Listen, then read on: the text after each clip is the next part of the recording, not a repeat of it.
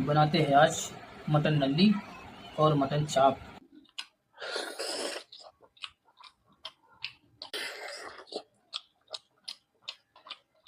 Lollipop वाली नल्ली।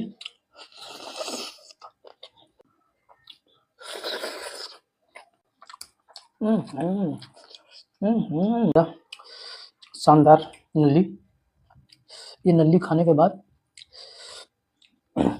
होश उड़ जाएंगे।